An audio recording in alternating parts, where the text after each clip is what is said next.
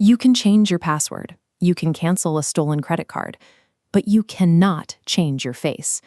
Right now, on dark web marketplaces, 10 million stolen fingerprints, iris scans, and facial profiles are being sold to the highest bidder.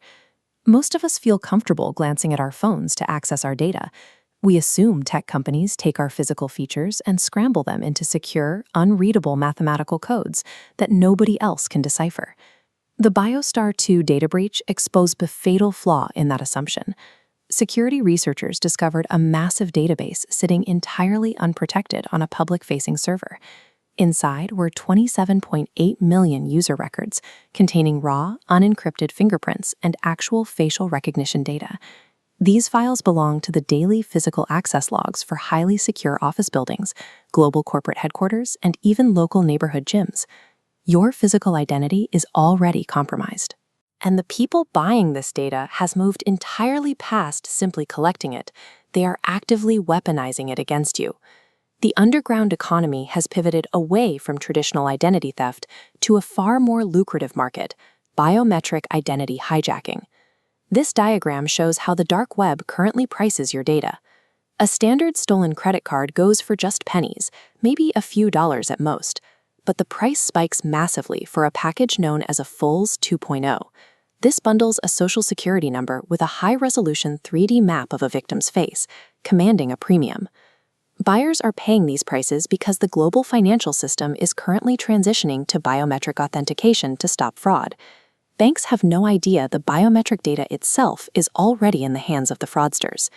You might assume your accounts are safe because your banking app requires you to blink, smile, or move your head to prove you are a living human. This security barrier is known as liveness detection. This flowchart illustrates exactly how attackers defeat liveness detection using an injection attack. Instead of simply holding a screen up to a webcam, hackers bypass the camera hardware entirely.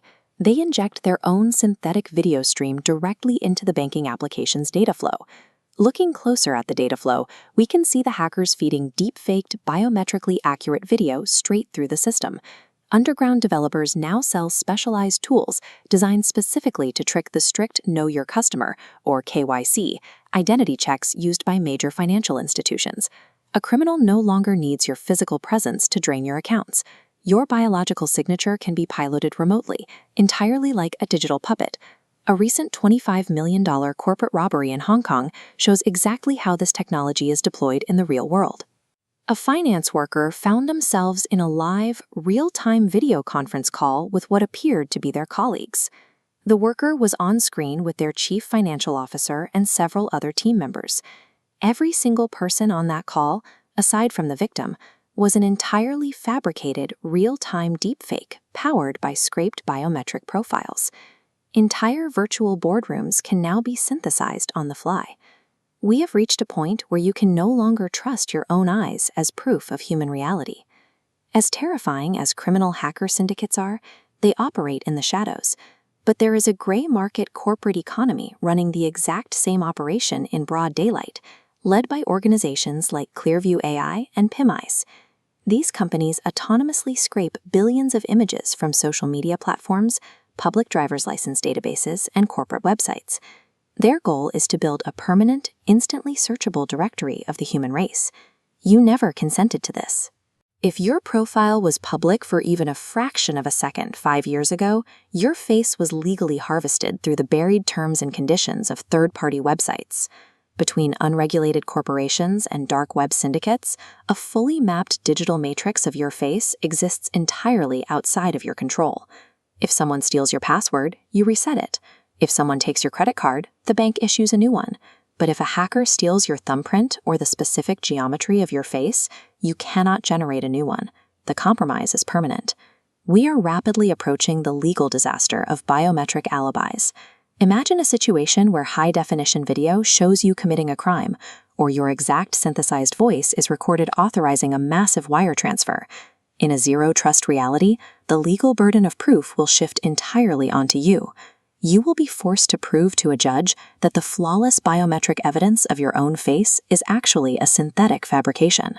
Your physical identity is a liability right now, but you are not entirely defenseless. There are immediate protocols you can trigger to lock down your data today. First, instantly disable biometric login features for all critical financial applications. Revert immediately to complex, hardware-backed passcodes that exist in your head, not on your face. Second, before you upload any new photos online, run them through data poisoning tools like Fox or Nightshade. As this visualization shows, these tools inject an invisible pixel-level noise pattern over your portrait, completely ruining the facial recognition algorithms attempting to scrape them. Third, freeze your credit files.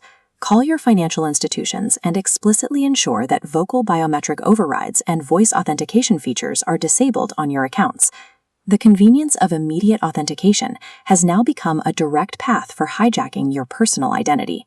Protect your biology.